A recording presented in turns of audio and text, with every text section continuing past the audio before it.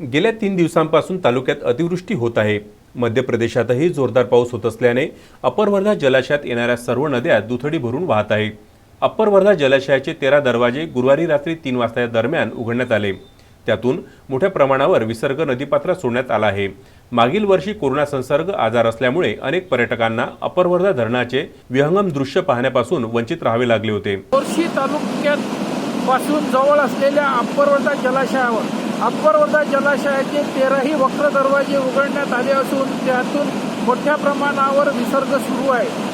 गेल्या 10 ते 12 वर्षात प्रथमच जुलै महिन्यात अप्पर वर्धा जलाशयात पाण्याची पातळी पूर्ण केल्याने यावर्षी जुलै महिन्याच्या दुसऱ्या आठवड्यात जलाशयाचे 13 दरवाजे उघडण्यात आले आहे।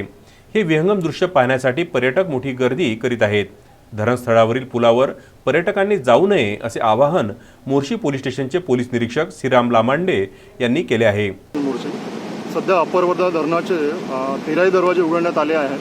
त्यामुळे पुलावरून पाणी आता वाहण्यास सुरुवात झालेली आहे। त्यामुळे इथे लोकांची जर गर्दी झाली तर जीवित आणि मनुष्यहानी होऊ शकते।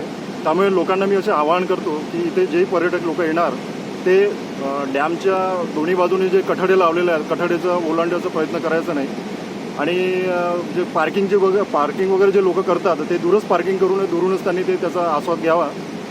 अन्यथा पार्किंगचा जर प्रॉब्लेम झाला तर लोकांची गर्दी होऊ शकते आणि तसं तिथे पुलावरून पाणी वाहत असल्याने त्याच्यामुळे एखादी जीवितहानी वगैरे होऊ शकते। त्यामुळे लोकांना असे आव्हान आहे की ते दुरूनच त्यांनी इथे येऊन बघावं, अन्यथा त्यांच्यावर मोटर व्हेकल ॲक्टनुसार कारवाई करण्यात येईल आणि तुमची सुरक्षा तुमच्या हातात आहे। त्यामुळे स्वतःची काळजी घेऊन इथून आम्हाला पोलीस प्रशासनाला तसंच अप्पर वर्धा जे प्रशासन आहे त्यांना मदत करावी असे मी आवाहन करतो। संजय गारपवार, विदर्भ न्यूज, मोर्शी।